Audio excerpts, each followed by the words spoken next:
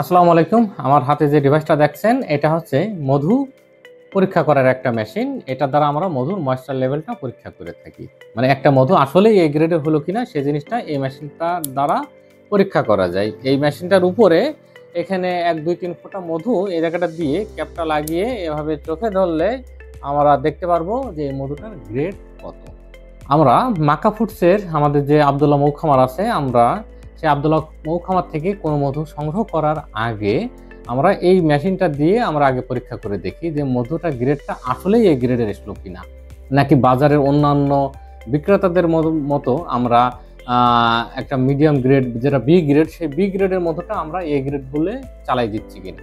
তো সেই কারণে আমরা আগে মধুটা পরীক্ষা করে নিই যে আমাদের মধুটা আসলেই এ গ্রেড হলো কিনা। যখন আমরা দেখি যে না আমাদের মধুর ময়েশ্চার লেভেলটা এ গ্রেড যে পরিমাপের ভিতরে আছে, তখনই আমরা মধুটা ভেঙে সংগ্রহ করি আপনাদের জন্য, যাতে আপনাদেরকে আমরা অরিজিনালে এ গ্রেড মানে এ গ্রেডের মধুটাই দিতে পারি। এ গ্রেড বলে আমরা যাতে বি গ্রেডের মধুটা দেওয়া না লাগে, যার কারণেই এই মেশিনটা আমাদের সংগ্রহ করা। তো এই মেশিনটা দিয়ে আমরা এই যে কোনো মধু, এই যে মিশ্র ফুলের মধু, তারপরে সরিষা মধু, এই পাশে আছে আমার লিচু ফুলের মধু, তারপরে আছে এখানে আছে আমার মেহগনি ফুলের মধু, এই যে মধুগুলো এই 2-3 পিঠা করে দিয়ে এর উপরে দিলেই আমরা তার ময়েশ্চার লেভেলটা দেখতে পারবো। আর সেটা দিয়ে আমরা পরিমাপ করতে পারবো যে মধুটা আসলে এ গ্রেডের হলো কিনা।